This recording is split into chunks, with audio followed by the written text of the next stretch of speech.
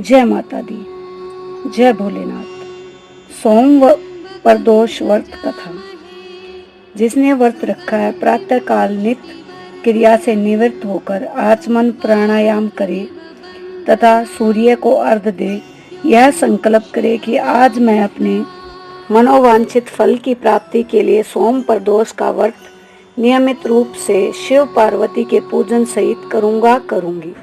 संकल्प करने के बाद गणेश आदि देवताओं का पूजन करें, फिर शिव पार्वती का विधि पूर्वक पूजन करें तथा ओम उमा सहिताय शिवाय नमः इस मंत्र से 108 बार जप करें।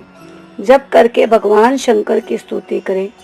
इस व्रत को जो कोई भी करता है, भगवान की कृपा से उसके समस्त कार्य सिद्ध होते हैं। रोगी का रोग दूर हो जाता है, निर्धन को धन की प्राप्ति, विद्यार्थियों को विद्या की प्राप्ति एवं संतान चाहने वालों को संतान का लाभ होता है। यदि कोई राजा इस व्रत को करता है तो उसके राज्य में प्रजा सभी प्रकार से सुखी रहती है तथा महामारी, अकाल आदि का भय नहीं रहता, वह शत्रुओं का नाश हो जाता है। राजा या जो कोई भी इस व्रत को करता है, शिव पार्वती की कृपा से दीर्घ आयु को प्राप्त करता है तथा अंत में भगवान शिव के परमध्य में लीन हो जाता है। व्रत कथा। प्राचीन काल में धन धान्य से युक्त एक वैश्य था, किंतु उसके एक भी संतान न थी। इससे वह सदैव अत्यंत दुखी रहता था। वह वैश्य प्रत्येक सोमवार को शिव जी का पूजन एवं व्रत किया करता था। भगवान का भोग लगाकर ही वह अपनी पत्नी सहित प्रसाद स्वरूप भोजन ग्रहण करता था। उसकी भक्ति को देखकर पार्वती जी ने शंकर जी से कहा कि यह वैश्य अत्यंत भक्ति पूर्वक आपकी पूजा करता है, अतः आप इसके दुखों को दूर कर इसे संतान प्राप्त होने का वरदान दें। तब शंकर जी ने कहा कि यह वैश्य के पूर्व जन्म का फल है, इसके भाग्य में पुत्र सुख नहीं है। मैं इसे पुत्र प्राप्ति का वरदान तो दे रहा हूँ, किंतु वह 12 वर्ष तक ही जीवित रहेगा। कुछ समय के बाद भगवान की कृपा से उस वैश्य को एक सुंदर पुत्र की प्राप्ति हुई। पुत्र होने से वैश्य ने आनंद मनाया, किंतु वैश्य की चिंता दूर न हुई। उसे ज्ञात था कि उसके पुत्र की आयु केवल 12 वर्ष की है, किंतु फिर भी प्रसन्नता के साथ 11 वर्ष बीत गए। वैश्य की पत्नी ने अपने पति से कहा कि पुत्र विवाह योग्य हो गया है, अतः आप उसका विवाह कहीं कर दें। वैश्य ने अपनी स्त्री से कहा कि अभी पुत्र को विद्या पढ़ने के लिए काशी भेज रहा हूँ, अभी विवाह की क्या चिंता है। विद्या प्राप्ति करके लौटने पर कुमार का विवाह करूंगा। इस प्रकार से अपनी पत्नी को समझा बुझाकर उसने पुत्र के मामा को बुलाकर विपुल धन दिया और कहा कि तुम अपने भांजे को विद्या अध्ययन के लिए यज्ञ आदि कराते हुए तथा ब्राह्मणों को भोजन व दक्षिणा देते हुए काशी ले जाओ। लड़के का मामा अपने भांजे के साथ घर से विदा होकर वैश्य के बताए हुए रास्ते अनुसार यज्ञ आदि करते हुए एक नगर में पहुंचा। उसी दिन उस नगर के राजा की पुत्री का विवाह था। राजकुमारी बहुत ही रूपवती और गुणवती थी, किंतु जिस बालक के साथ उसका विवाह हो रहा था वह काना था। वर का पिता इस कारण बहुत चिंतित था। वर के पिता ने जब 100 गुण संपन्न उस वैश्य पुत्र को देखा तो उसके मामा से कहा कि आप इस लड़के को कुछ समय के लिए मुझे दे दें तो आप मुझ पर बड़ी कृपा करेंगे। विवाह के बाद मैं इस कुमार को आपको सौंप दूंगा तथा पुरस्कार स्वरूप बहुत अधिक धन दूंगा। वर के पिता ने जब इस प्रकार कहा तो लड़के के मामा ने उसका कहना मान लिया और अपने भांजे को वर बनाकर मंडप में बिठा दिया। राजकुमारी और वैश्य पुत्र का विवाह हो गया। सिंदूर दान के बाद वैश्य पुत्र लौटने लगा तो उसने राजकुमारी की साड़ी पर अपना संपूर्ण वृत्तांत लिख दिया कि तुम्हारा विवाह हमारे साथ संपन्न हुआ है और मैं अब विद्या प्राप्ति करने के लिए काशी जा रहा हूँ।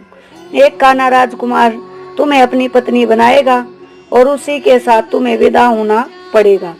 यह लिखकर वैश्य पुत्र विद्या प्राप्ति के लिए काशी चला गया।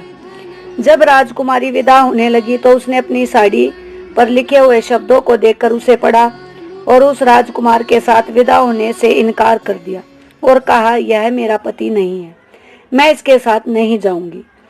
मेरा पति वैश्य कुमार है जो विद्या प्राप्ति के लिए काशी गया हुआ है। काशी कन्या के माता पिता ने वर पक्ष द्वारा किए हुए छल से अत्यंत दुखी हुए और राजकुमारी को विदा नहीं किया। उधर वैश्य पुत्र काशी पहुंचकर विद्या अध्ययन करने लगे तथा उसके मामा ने यज्ञ करना शुरू कर दिया। जिस दिन वह 12 वर्ष का पूरा हुआ, लड़के ने कहा कि आज कुछ शारीरिक कष्ट है, अतः अब मैं आराम करूंगा। ऐसा कहकर लड़का अपने बिस्तर पर जाकर लेट गया और मर गया। थोड़ी देर बाद मामा ने आकर देखा तो भांजे को मरा हुआ पाया, जिसके कारण वह बहुत दुखी हुआ, किंतु यज्ञ के भंग न होने के डर से चुप रहा। यज्ञ की पूर्ण आहुति होने के बाद जब सभी लोग वहां से चले गए तब तो उसने बड़ी जोर जोर से रोना आरंभ कर दिया। देव योग से शिव और पार्वती उधर से ही जा रहे थे।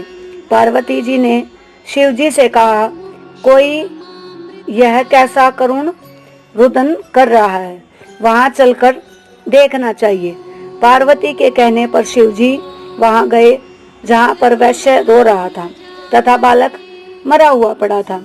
पार्वती जी ने कहा, यह तो वही बालक है जो आपके वर्ष के प्रभाव से उत्पन्न हुआ था। हमें इसे आप जीवन दान दें ताकि इसके परिवार वालों का दुख दूर हो जाए और सुख की प्राप्ति हो। शिव जी ने कहा, इस बालक की आयु पूर्ण हो चुकी है, किंतु आपके कहने पर मैं इसे जीवित एवं दीर्घायु किए देता हूँ। ऐसा कहकर उन्होंने उस मृत बालक को जीवन दान दिया तथा स्वयं अपने लोक चले गए। कुछ दिन बाद बालक समस्त विद्याओं में निपुण होकर अपने मामा के साथ अपने नगर को चल दिया। मार्ग में उसी नगर में फिर वहीं रुका जहाँ उसका विवाह हुआ था। वहां पर उसने यज्ञ किया तथा ब्राह्मणों को भोजन कराया, दक्षिणा दी। राजा को यह समाचार मिलते ही देर न लगी कि काशी से विद्या प्राप्त कर के एक वैश्य पुत्र लौटा है और वह यज्ञ आदि कर रहा है। यह सुनकर राजा स्वयं वहां पर गया और अपने दामाद को देखकर बहुत ही प्रसन्न हुए। उसे अपने घर ले गए और कुछ समय बाद अपनी पुत्री के साथ बहुत सारा धन दे उसे विदा किया। वैश्य पुत्र अपने मामा व पत्नी के साथ अपने नगर आया और अपने माता पिता के साथ सुख पूर्वक रहने लगा। उसके माता पिता ने भी नियम पूर्वक सोम प्रदोष का व्रत करके अपने अल्पायु पुत्र को दीर्घायु बना दिया। जो भी प्रदोष व्रत को करता है या पवित्र कथा को सुनता है या पढ़ता है, उसके समस्त कष्ट नष्ट हो जाते हैं तथा समस्त मनोकामनाएं पूर्ण होती है। तो बोलिए जय भोलेनाथ महाराज की जय। जय शिव शंकर, जय माँ पार्वती।